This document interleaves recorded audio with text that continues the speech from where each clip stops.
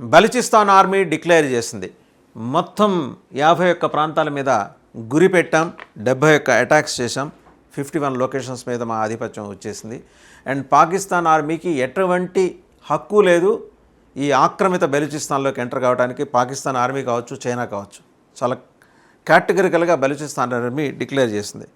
వాళ్ళు they took responsibility for more than 51 attacks on Pakistan forces, చాలా క్లియర్గా. has warned of a regional shift, declaring that a new order has become inevitable in South Asia. దక్షిణాసియాలో ఒక new political order రావాలి, ఇది మేము demand చేస్తున్నాం. ఈ ప్రాంతం మీద మాకు పరిపూర్ణమైన హక్కు ఉంది. మనం బెలూచిస్తాన్ గురించి ఇంతకుముందు కూడా మాట్లాడుకున్నాం. 44 జాతుల గిరిజన జాతుల సమూహం. వాస్తవానికి ఒక్కొక్క జాతికి ఒక్కొక్క సంప్రదాయం, నాగరికత ఉన్నాయి. వాళ్ళందరూ కలిసి ఒక యూనియన్గా ఏర్పడి, ఒక సమాఖ్యగా ఏర్పడి, ఒక కౌన్సిల్గా ఏర్పడి, వాళ్ళకు ఒక నాయకుడిని పెట్టుకొని పరిపాలన చేస్తున్న క్రమంలో బ్రిటిష్ వాళ్ళ ఆధీనంలోకి వెళ్ళటం, తర్వాత బ్రిటిష్ తోటి 1877లో కుదిరిన ఉడంబడిక ప్రకారం లిబరేట్ అయ్యేప్పుడు మేము స్వతంత్ర దేశంగా ఉంటామనే ప్రకటన చేయటం, సబ్సీక్వెంట్గా కృష్ణమేనన్ డిఫెన్స్ మినిస్టర్గా ఉన్నప్పుడు వాళ్ళు ఇక్కడ భారతదేశానికి రావటం, వచ్చి మేము మీతో కలుస్తామనే ప్రతిపాదన ఇచ్చినప్పుడు ఆయన తెలివితేటలు ఎక్కువైపోయి చేసిన ప్రకటన కారణంగా పాకిస్తాన్ ఇమీడియట్గా వెళ్ళి బెలూచిస్తాన్ని ఆక్రమించుకోవటం, ఇవన్నీ మన చరిత్ర. ఇది దీన్ని మరో డినై చేసే పరిస్థితి లేదు. పాకిస్తాన్ నైసర్గిక స్వరూపంతో కానీ, భౌగోళిక స్వరూపంతో కానీ, రాజకీయ పరమైన ఆలోచన విధానంతో కానీ బెలూచిస్తాన్కి ఎలాంటి సంబంధాలు లేవు. They are independent of Pakistan, అది మొదటి నుంచి. అండ్ పాకిస్తాన్ అక్యూజ్ చేసుకుంటూ వచ్చేది ఏంటంటే రా research and analysis wing of India దీని వెనకాల ఉంది, వాళ్ళని ఎగదోసేస్తుందని. ఇవాళ ఏంటి, 1877 నుంచి వాళ్ళు ఇండిపెండెంట్గా ఉన్నారు. మధ్యలో జిన్నా చేసిన మాయాజాలంలో పడిపోయి వాళ్ళు జిన్నా వీళ్ళ తరఫున ఇంటర్నేషనల్ కోర్టులు, అంతర్జాతీయ కోర్టులు వీళ్ళ తరఫున వాదిస్తానని చెప్పి వాళ్ళని బుజ్జగించి లాలించి తీసుకెళ్ళి తర్వాత వాళ్ళని కలిపేసుకున్నాడు, ఆక్రమించుకున్నాడు.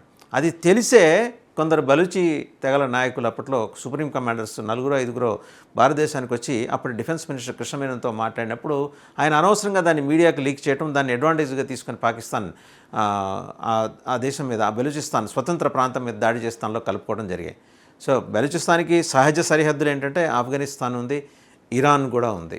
And Balochistan is a crucial point for China to enter into Pakistan. అంటే అందుకనే సీపెక్ అంటే వాళ్ళకి ఎకనమిక్ కారిడార్ అనమాట, చైనా పాక్ ఎకనమిక్ కారిడార్ సీపెక్ అంటే. అది నిర్మించుకోవడానికి వాళ్ళు ఎంట్రీ ఇచ్చింది, అక్కడ గ్వాదర్ పోర్టు నిర్మించుకుంది కూడా అందుకే. గ్వాదర్ పోర్టు ద్వారా ఇప్పటివరకు వాణిజ్య కార్యకలాపాలు ఏమీ ప్రారంభం కాకపోయినప్పటికీ చైనాకి స్ట్రాటజిక్గా చాలా ఇంపార్టెంట్ బెలూచిస్తాన్. సో అలాంటి బెలూచిస్తాన్లో ఎవరి అనుమతి అడిగి మీరు వచ్చారు, ఇది బెలూచి ఆర్మీ అడుగుతోంది. కమాండర్ వీడియో కూడా మనం చూడొచ్చు, ఆయన మాట్లాడింది Baluchi commander. Our attack was very clear. It was a simple and clear message to China and Pakistan to withdraw immediately from Balochistan. This warning to China and Pakistan was also given by our leader, General Aslam Baloch, but China failed to pay heed. We once again make it clear that Gwadar and the rest of Balochistan belong to Baloch. So ఆ video చూసాం కదా, ఆయన ఏమంటున్నాడు అందులో, చాలా చక్కటి English, చక్కటి విద్యావంతులు ఉన్నారు బెలూచి తెగల నుంచి. వాళ్ళు అనేది ఏంటంటే వెస్ట్ పాకిస్తాన్ అనేది ఇండిపెండెంట్ ఆఫ్ పాకిస్తాన్. అది ఆల్రెడీ ఈస్ట్ పాకిస్తాన్ని పోగొట్టుకుంది, బంగ్లాదేశ్ని పోగొట్టుకుంది పాకిస్తాన్. ఇప్పుడు వెస్ట్ పాకిస్తాన్తో కూడా గొడవ, రెండింటి మధ్య శాండ్విచ్ అయ్యి అప్పట్లో ఇబ్బంది పడుతుంటే మొత్తానికి బంగ్లాదేశ్ అని మాత్రం లిబరేట్ చేసింది భారత్ ఒక రకంగా. ఇప్పుడు అదే కడుపు మంట పాకిస్తాన్ భారత్ మీద చూపిస్తుంది. ఈరోజు బెలూచిస్తాన్ లిబరేషన్ ఆర్మీని రెచ్చగొడుతోంది మీరే అని. ఇంకా 2 గ్రూపులు ఉన్నాయి అక్కడ, BLF Balochistan liberation force as well Tehreek-e Taliban Pakistani అని ఒక TTP, అది that is working for Afghan Talibans. But వాళ్ళ ప్రజెన్స్ చాలా మినిమల్. అండ్ రెండో గ్రూపు ప్రజెన్స్ కూడా మినిమల్. వీళ్ళదే ఇప్పటివరకు ఎక్కువ ఉన్న ఆధిపత్యం. సరే, వాళ్ళు బెలూచిస్తాన్ లిబరేషన్ ఆర్మీ ఒక ప్రకటనలో ఏం చెప్పిందంటే, we strongly reject the idea that Balochistan national resistance is a proxy of any state or power. The BLA is neither a pawn or a silent spectator. ఎవరికి చెంచా కాదు, అలాగని కామ్గా ఊరుకునే బ్యాచ్ కూడా కాదు మేము అని చెప్పేసి స్పష్టంగా చెప్పింది. We have our rightful place in the current and future military, political and strategic formation of this region and are fully aware of our role. మా గురించి బాగా తెలుసు, మీరేం చింత పెట్టుకోకండి, కడుపు నొప్పి తలనొప్పి తెచ్చుకోమాకండి.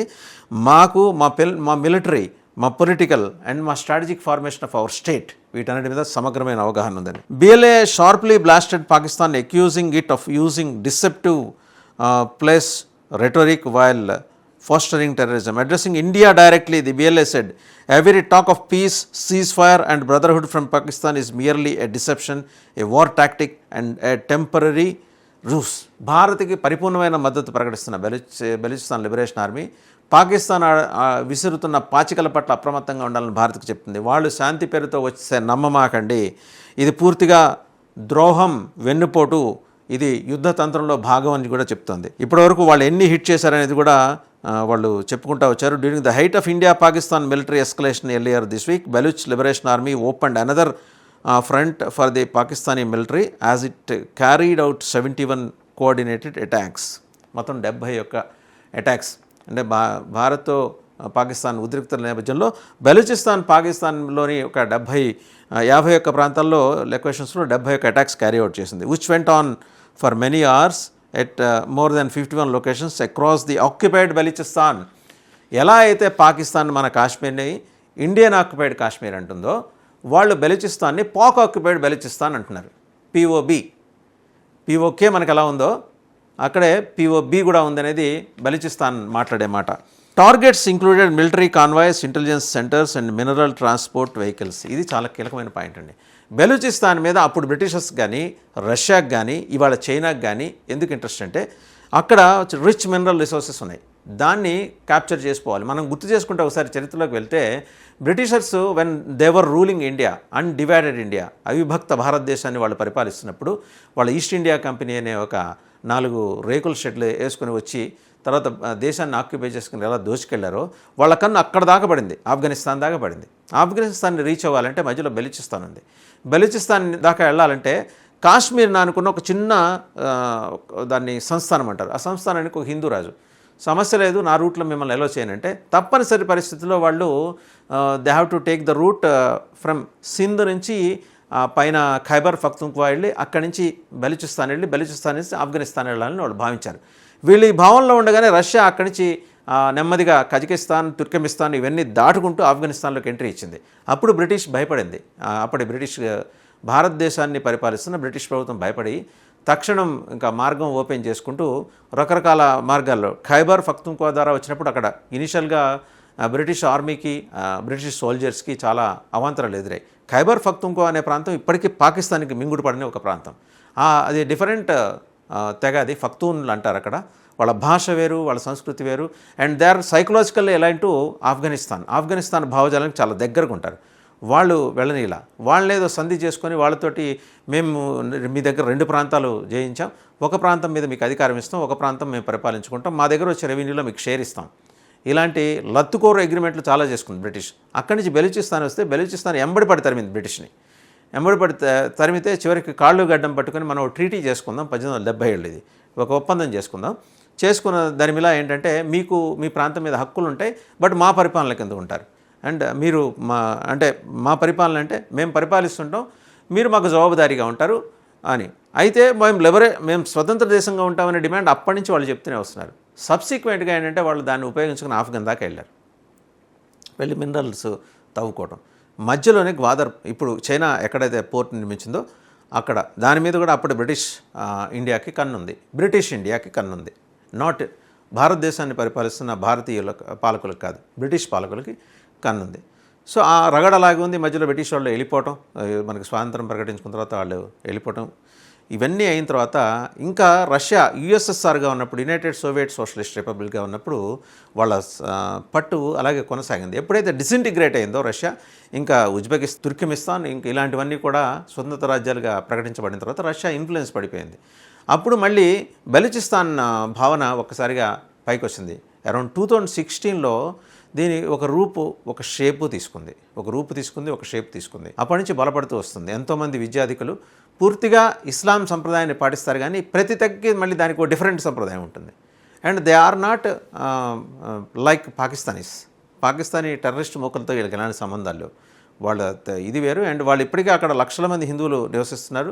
సంవత్సరానికి ఒకసారి అక్కడ హెలింగాచి మాతా టెంపుల్ ఉంటుంది. ఆ జాతర ఏర్పాట్లు చేసేది బెలూచిస్తాన్ లిబరేషన్ ఆర్మీయే. అక్కడ మొత్తం వాళ్ళే చేస్తారు. వాళ్ళే ఇక్కడ అమర్నాథ్ యాత్రకి ఎట్లా జమ్మూ కాశ్మీర్ ప్రభుత్వం చేస్తుందో అక్కడ వాళ్ళు అలా చేస్తారు. అయితే ఇక్కడలాగా సెక్యూరిటీ అవసరం లేదు. అక్కడ ఎవరైనా యథేచ్ఛగా వెళ్ళి లింగాచి మాత దర్శనం చేసుకొని వెనక్కి రావచ్చు.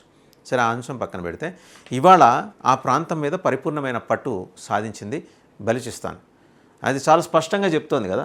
51 ప్రాంతాలు పాకిస్తాన్ క్లెయిమ్ చేస్తున్న ఆక్రమిత బలూచిస్తాన్లోని 51 ప్రాంతాలు ఇప్పుడు మా ఆధీనంలోకి వచ్చాయి. 71 దాడులు మేము చేశామని.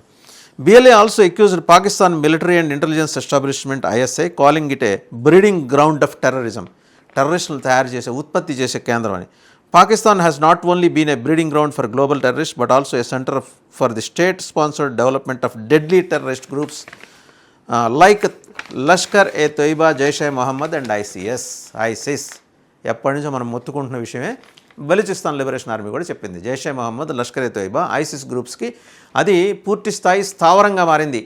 ఒక టెర్రరిస్టుల ఉత్పత్తి కేంద్రము, కర్మాగారం, అది ఇప్పుడు స్థావరంగా మారింది అని ఒక స్టేట్మెంట్లో వాళ్ళు ఇచ్చిన స్టేట్మెంట్లో చెప్పారు. The ISI is the network behind the terrorism. Pakistan has become a nuclear state of violent ideology. చాలా హింసాత్మక భావజాలం ఉన్న పాకిస్తాన్ న్యూక్లియర్ స్టేట్గా మారడం అనేది ప్రపంచం ఆందోళన చెందాల్సిన అంశం అని కూడా వాళ్ళు చెప్తూ వస్తున్నారు. The BLA appeal to the international community including India for political, diplomatic and defence support saying that this could pave the way for a peaceful, prosperous and independent Balochistan. ఇది కదా కావాల్సింది.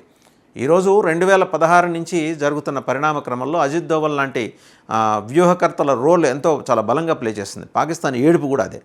వాళ్ళు స్వతంత్ర బలూచిస్తాన్గా ఏర్పడటానికి కావాల్సిన మార్గాన్ని సుగమం చేసే క్రమంలో మీ అందరి హెల్ప్ ఇవ్వండి. దౌత్యవేత్తలు ఉన్నారు, రాజకీయవేత్తలు ఉన్నారు, అండ్ అలాగే రక్షణ శాఖలో నిపుణులు ఉన్నారు. మీ అందరూ సపోర్ట్ ఇవ్వండి, డిఫెన్స్ సపోర్ట్ కూడా ఇవ్వండి.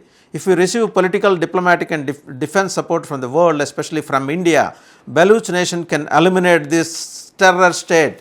ఇది కంక్లూడింగ్ స్టేట్మెంట్, చాలా అద్భుతమైన స్టేట్మెంట్ బలూచిస్తాన్ చెప్పింది. మాకు పొలిటికల్గా, డిప్లొమాటిక్గా, డిఫెన్స్ పరంగా మాకు గనక సపోర్ట్ ఇస్తే, మేము ప్రత్యేకించి ఇండియా మాకు ఇస్తే, మేము ఒక స్వతంత్ర దేశంగా ఆవిర్భవిస్తున్నాం. So clouds are clear now. చాలా స్పష్టంగా ఉన్న ఏది బలూచిస్తాన్ చెప్తున్న ప్రకారం పాకిస్తాన్ వైదొలగాలంటే, పాకిస్తాన్ టెర్రరిజం పేస మనసాలంటే బలూచిస్తాన్ అక్కడ ఒక దేశంగా ఏర్పడాలి. ఇండియా ఇందుకు మాకు సహకరిస్తే ఆ ప్రాంతాన్ని, ఆ రీజియన్ని టెర్రరిస్ట్ ఫ్రీ రీజియన్ గ్రౌండ్గా మార్చడానికి బలూచీలు కట్టుబడి ఉన్నారు అనే అంశాన్ని చాలా స్పష్టంగా వాళ్ళు ధృవీకరించారు. So thanks to Baluchi liberation army from the side of Bharat. ఎందుకంటే వాళ్ళు ఇండియా అని కూడా అంటారు, భారత్ అంటారు. ఇంకా మనం అంటామేమో ఇండియా అని. కానీ బలూచీలు స్వతంత్రులు, వాళ్ళు స్వతంత్ర భావజాలం and independent, hard working nature. వాళ్ళ సంప్రదాయాన్ని, వాళ్ళ మతాన్ని వాళ్ళు గౌరవించుకుంటూనే ఇతర మతాలు, ధర్మాల పట్ల వారు విశేషమైన ఆదరణ కలిగి ఉన్న బలూచిస్తాన్ ఒక ఇండిపెండెంట్ నేషన్గా ఆవిర్భవించాల్సిన అవసరాన్ని, ఆవశ్యకతని ఈరోజు ప్రపంచం గుర్తించాలని వాళ్ళు ఒక ప్రకటన రూపంలో పేర్కొన్నారు. Already Quetta is under their control. Balochistan capital Quetta వాళ్ళ కంట్రోల్లో ఉంది. పాకిస్తాన్ ఆర్మీ సాహసం చేయట్లేదు. ఒక నెల రోజుల వ్యవధిలో జాఫర్ ఎక్స్ప్రెస్ హైజాగ్ అప్పుడు 17 మంది పాక్ జవాన్లను కోల్పోయింది.